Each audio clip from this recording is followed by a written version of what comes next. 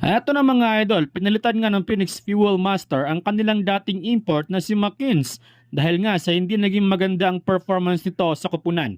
At ang ipinalit nga nila, etong si Brian Nash. Yun nga lang ay mukhang hindi maaprubahan ng PBA ang paglalaro nito sa liga dahil sa height limit.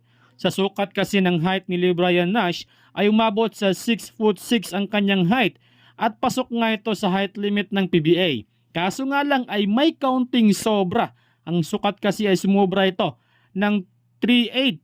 Ibig sabihin lumampas siya sa height restriction ng PBA. Matatawa ka na lang sa nangyari ano? Kaya mukhang maghahanap ulit ng bagong import ang Phoenix. At tulad ng Blackwater ay mukhang kakaharapin ng Phoenix Fuel Master ang rain or shine ng walang import. Nakakalito na ang ganitong patakaran ano? Samantala, naging maganda nga ang simula ngayon ng rain or shine na kung saan ay 3-0 na sila sa standing. Naging highlight nga sa laban ng Ross ay ang comeback nila mula sa 21 deficit kontra ang Lex Road Warriors. Pinuri nga ni Coach Yeng Giao ang kanyang rookie, lalo na si Felix Lemeti na talagang maganda ang ambag sa kupunan na kung saan ay nag-average siya dito ng double digit. Masyadong threat si Lemeti lalo na sa 3-point area.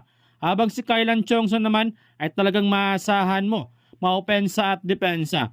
Kitang-kita ang pagiging veterano nito sa basketball. Ayon nga mismo kay Coach Yeng Giao na posibleng na kay Chongson at Lemeti ang susunod na franchise player ng kupunan. Pero ang tanong ay kung magtuloy-tuloy pa ba ang ganitong performance ng Ross, ma-maintain kaya ng kanilang kupunan ang magandang performance na pinakita nila ngayon? Aabot kaya sila sa playoffs or baka magaya lang sila sa intro boys? Abangan natin yan. Samantala, malapit na nga mag-expire ang kontrata ni Troy Rosario sa Blackwater Bossing kaya malaking katanungan ngayon ay kung mananatili pa ba ito sa kupunan or aalis na. Ayon nga mismo kay Sir Homer Sison na may offer kay Rosario ang Japan B-League.